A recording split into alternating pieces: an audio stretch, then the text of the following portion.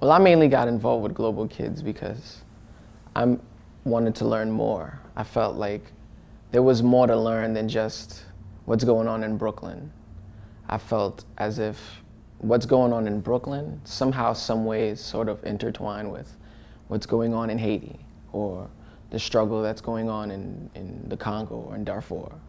And being involved in Global Kids, not only did I learn about all those different struggles, but their struggle is also my struggle.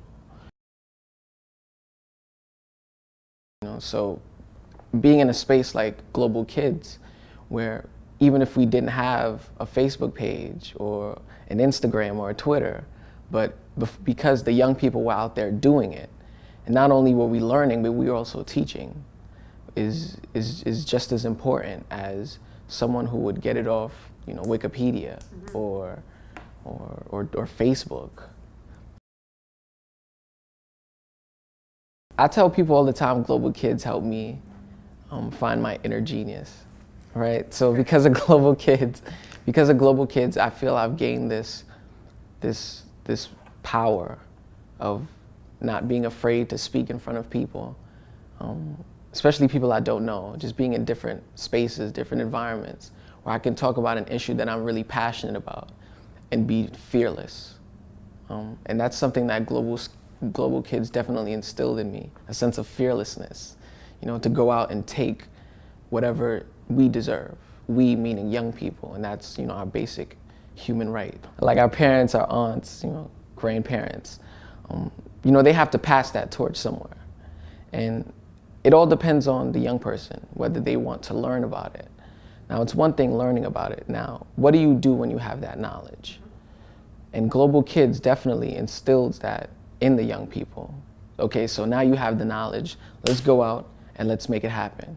So being a part of HRAP, the Human Rights Activist Project, where our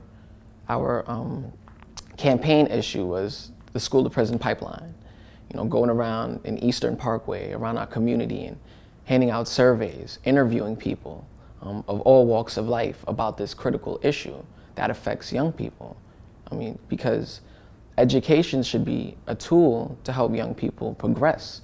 That helps the nation progress, that helps the country progress. But if you're building, or if you're sending young people to schools to send them to prison, what does that tell you about the system as a whole and the people who control the system? So it's definitely important for young people to really have a voice and to really speak up. So the beauty of the photos will capture not only the beauty, but also the spirit, the hope, the resistance, the resiliency of the Haitian people. And through the drums, through the flags, the veves, the voodoo paintings, all that is a symbol of our strength. What makes us, who we are, is conveyed through the rhythm and dance. So misconceptions about young people from Brooklyn, particularly young African-American males from Brooklyn. So it's a way of showing, like, yeah, I'm conscious, I'm sticking to the roots, but at the same time, I'm still me. I can still be in that crowd with my people, whether it's just using my urban vernacular, but at the same time, I'm still a conscious youth. So don't let the street side take away from the activism, that takes away from the educational side. So just to show both sides. That's great.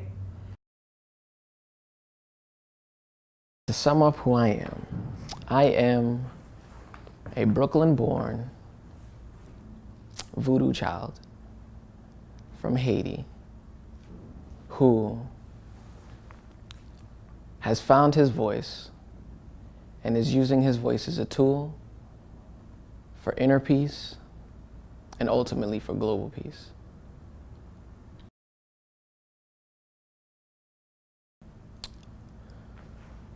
If you want to support this program, if you have any feelings or uncertainty about the future, this program will definitely change all those feelings of uncertainty.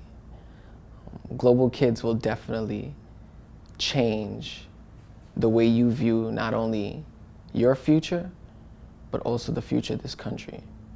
And it will change also how, depending on the individual, how they also view young people. Global Kids is a space where young people from all 5 boroughs, even from other countries, whether documented or undocumented, are leaders, young leaders on the rise. And they will rise. We will rise.